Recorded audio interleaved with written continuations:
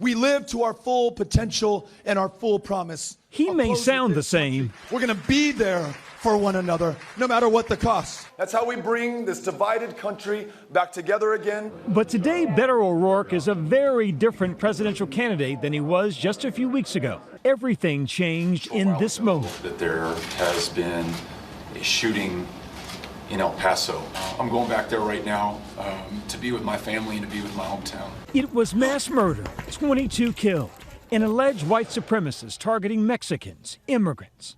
How has what happened in El Paso changed, if at all, how you're running for president? It's changed me as a person to have somebody come into this community and kill 22 people, to know that that was inspired, at least in part, by the president. The killer using much of the same language the president uses in the killer's manifesto. So for you, El Paso was the straw that broke the camel's back?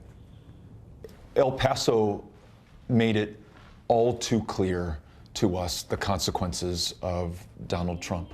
While his fellow candidates were in Iowa, the presidential hopeful stepped away from the trail to spend time in the place that had raised him, to mourn and help his community heal. That tragedy yesterday will not be allowed to define us. Becoming a voice for the Texas border town and an angry adversary to President Trump. This president who has sought to make this country afraid of places like El Paso and the people who live here. O'Rourke's contempt for the president is palpable. This audio of a tense exchange between O'Rourke and a reporter went viral on Twitter. Is there anything in your mind that the president can do now to make this any better? What do you think? You know the he's been saying? He's been calling Mexican immigrants rapists and criminals. I don't know, like members of the press, what the Hold on a second. The president is a white supremacist. That You believe that? I believe that. I mean, that's such a he makes the harsh- case far better than I could, right?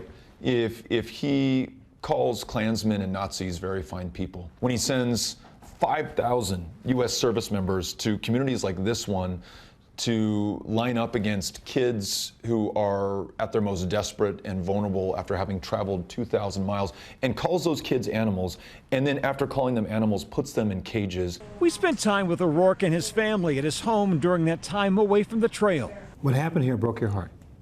Absolutely. It also seems that it pissed you off. Yeah. And it shows for some people, the bulldog they want to see to defeat Trump. I have for so long been talking about the racism of this president. But when 22 people are killed in your community, when you're attending funeral after funeral, yeah, that pisses you off. And it makes it that much more urgent that we stop him. In the midst of tragedy, the 46-year-old seems to have discovered purpose and refound his footing in a presidential bid that's struggled to gain traction, reminding some of why the one-time congressman captivated so many during his run for the Senate against Republican Ted Cruz last year. O'Rourke's campaign strategy then, to appeal to the common man. He made an effort to travel to every county in Texas. Just human beings, real people making this happen. And expanded his brand nationally through social media, live streaming everything. Celebrities like Willie Nelson flocked to the congressman, even Beyoncé showing her support. But it wasn't enough. He narrowly lost in this deep red state where Democrats haven't won in decades. Tonight's loss does nothing to diminish the way that I feel about Texas or this country. I'm so proud of you guys. Even in defeat, Amira saw a promising political future. O'Rourke met with President Obama. He'd appear on the cover of Vanity Fair saying that he was born to be in the presidential race. But after he announced, he floundered in the polls and faltered in debates. We sat down with O'Rourke and a group of Texas voters, all undecided, who all urged the former congressman to step it up. Let me ask you a question, because we feel like in the Democratic debates, like, is Beto being polite? If you go toe-to-toe with Trump, like, how are you gonna do this? Because we need a bulldog in there. Absolutely. You know, when it comes to these debates, to be honest with you, this idea that you can release a canned attack line that you have rehearsed, that stuff is not me. I want to do a better job, I really do. But at some point, what is success like for you? And Success is winning the nomination. Success is defeating Trump. Success for Robert Francis O'Rourke may not have been a birthright, but it was the expectation. Born in El Paso, he was a child of privilege. His mother, Melissa, a successful businesswoman. His father, Patrick, a local politician and power broker. Beto O'Rourke is known as a political force in El Paso. He was brash. He, was not shy about speaking his mind. Fluent in Spanish, the father gave his son the childhood nickname Beto. Young Beto would soon choose his own path. Chris Cummings grew up with him, and the two still keep in touch. We were interested in skateboarding. We were into punk music. In high school, he joined a hacking group called the Cult of the Dead Cow, where he ran an online bulletin board taking on the handle Psychedelic Warlord. He felt like an outcast. He felt like he didn't fit in. Cult of the Dead Cow, as it was known, provided a sense of community. At 15, O'Rourke left El Paso for an all-male boarding school in Virginia, later going on to Columbia University in New York. There, O'Rourke played in a punk band called Foss. I was touring the country in a punk rock band. Check this out. 4 guys in a 1978 Plymouth Satellite station wagon with our amplifiers, 2 changes of clothes between the 4 of us. But at 25, the pull of El Paso led him home. The month after he returned, he was arrested for drunk driving. Police reports indicate he tried to leave the scene, which he denies. O'Rourke discussed the incident with Ellen DeGeneres. In many ways, that mistake did not define me. I was able to go on and do these things. But I know to some degree that's a function of the fact that I'm a white man in this country. He met Amy Sanders, daughter of a wealthy real estate developer whom he would eventually marry. They have 3 children.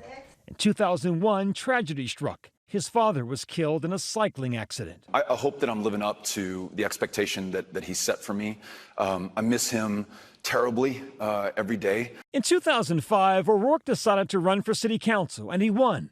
He would go on to be elected to Congress in 2013. A prep schooler turned punk rocker turned politician. You may call it the mini reinventions of Robert Francis O'Rourke. He's now back on the campaign trail, pledging to go to underserved communities that aren't often visited by presidential contenders. Last week, he went to Mississippi, where ICE detained almost 700 immigrants earlier this month. I'm going to tell their stories. I'm going to make sure that the rest of this country understands what is happening in our name right now. But as he travels the country, his love for his state is so evident that one of the biggest papers in Texas ran an editorial asking him to stay at home and run for Senate, challenging Republican John Cornyn. You're a young man. You can run for president later. No, it's not a matter of my age. It's a matter of this moment. We've never been tested like we're being tested right now. The peril has never been greater. If you couldn't beat Ted Cruz here, right, what makes you think you can beat Donald Trump? Yeah. Texas, in 2018, a state that had been 50th in voter turnout. Coming close is nice. Yep. The other thing you need to know about Texas is there are 38 electoral college votes in this state. I can win those 38 electoral college votes. It's that movement, it's that candidate that it will take to beat Donald Trump.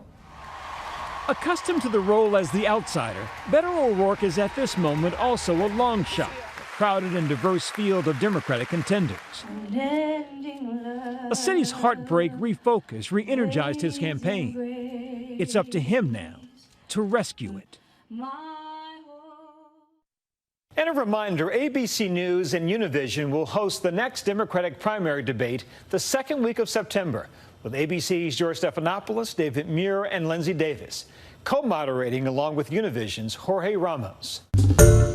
Hi, everyone. George Stephanopoulos here. Thanks for checking out the ABC News YouTube channel. If you'd like to get more videos, show highlights, and watch live event coverage, click on the right over here to subscribe to our channel. And don't forget to download the ABC News app for breaking news alerts. Thanks for watching.